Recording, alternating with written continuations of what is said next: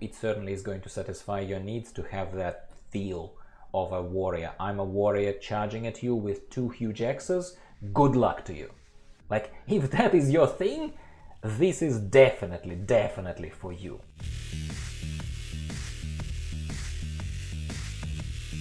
Hello everyone, welcome back to the channel, Gyro here.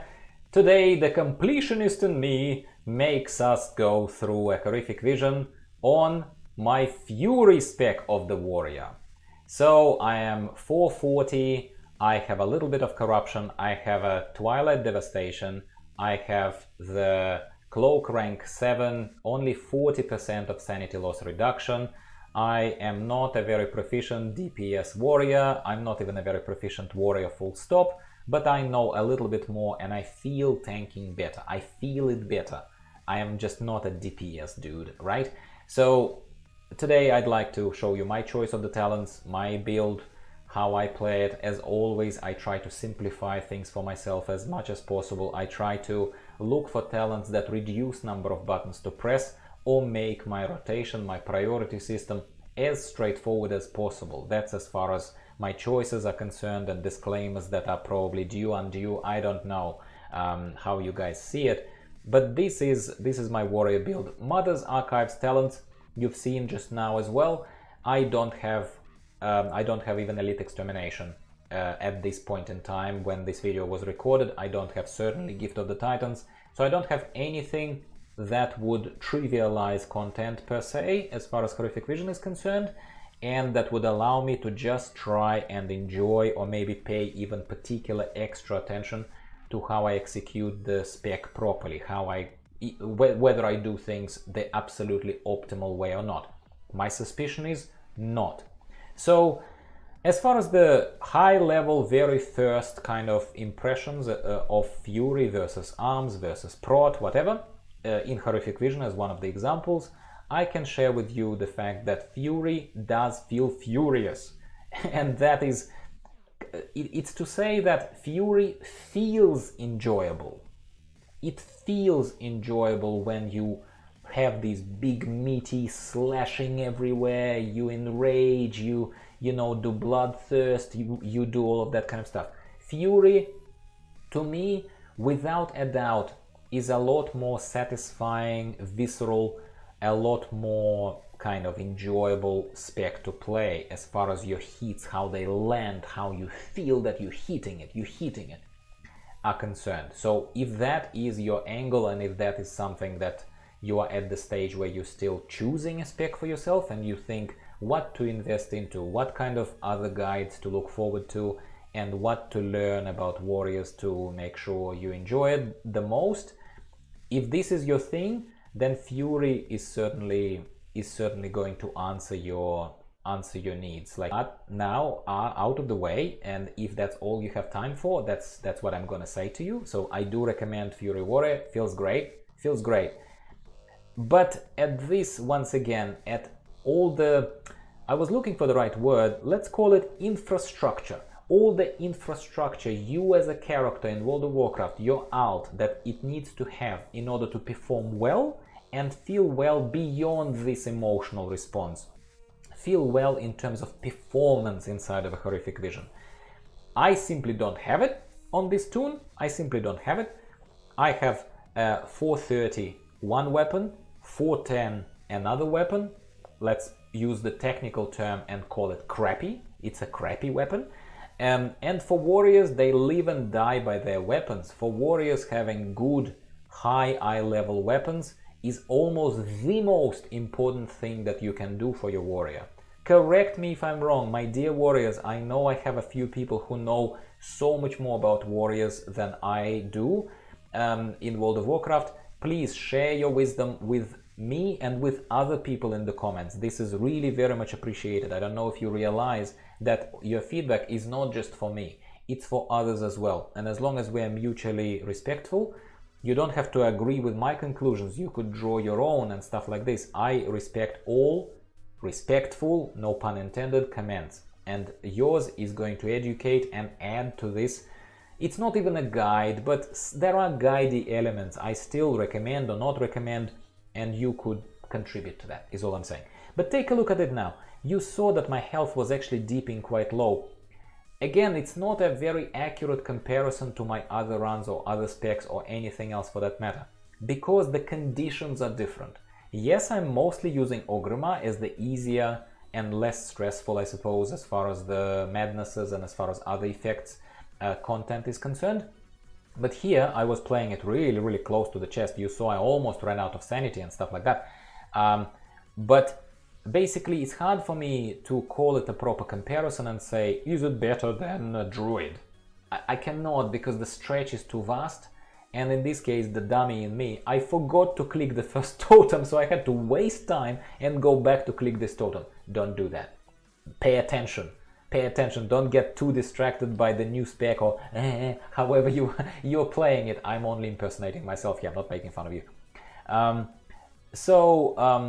What I want to say, I think I already said enough kind of to give you a bit of a straightaway kind of charge of emotion and my general impressions of Fury. But what I started saying before is that you saw how my health dipped there, and conditions are not the same to compare this squishiness, perceived squishiness, with others. For example, due to the fact that I'm not running a food buff. So yes, we are in Orgrimmar, so we're comparing apples to apples as far as the vision is concerned, performance over vision is concerned, but I'm not running a food buff. Without a food buff, your survivability, your self-sustain is always a question. And Warrior, by the way, Fury specifically, I probably would say is natively a lot more self-sustaining than other Warrior specs. And by natively, I mean relying on its own native abilities, on its own native capabilities.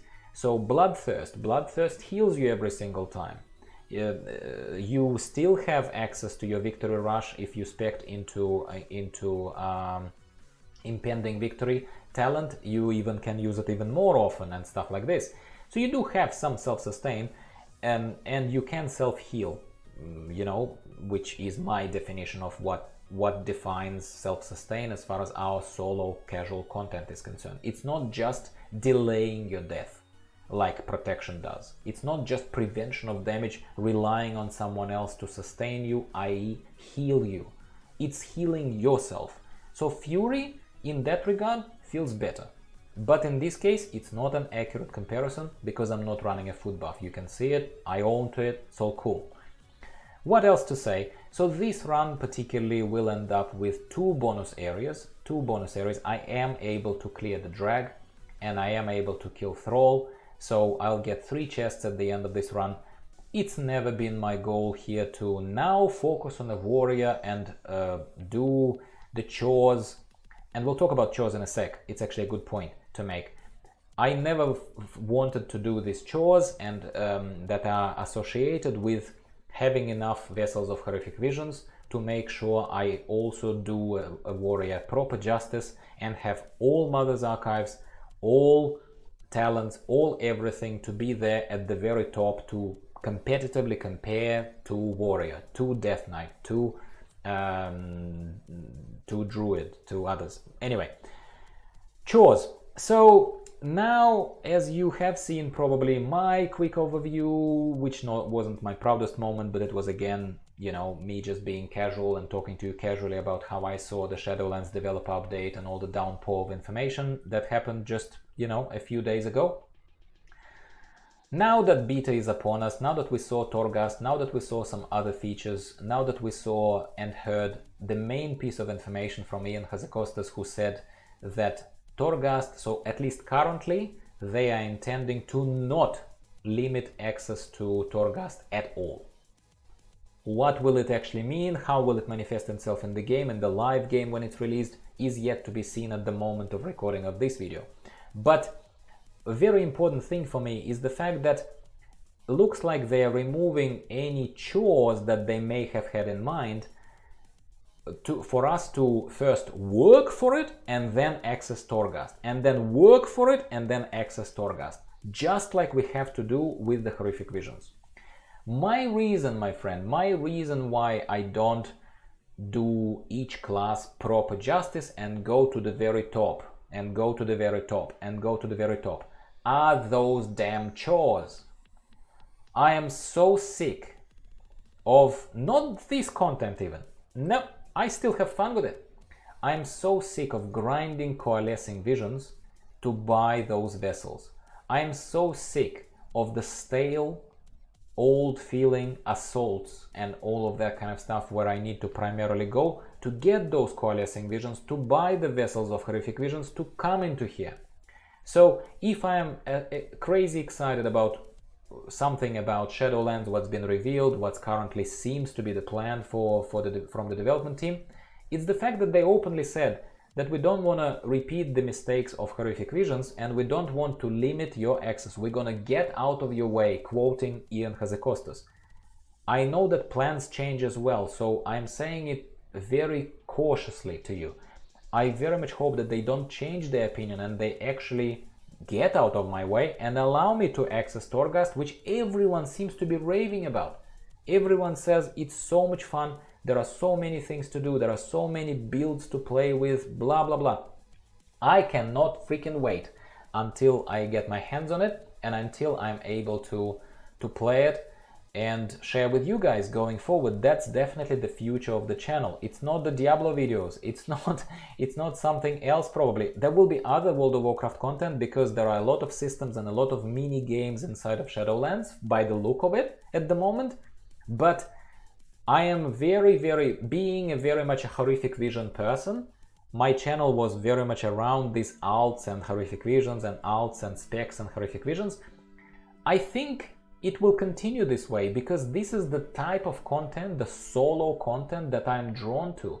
And I very much look forward to playing Shadowlands in Torghast.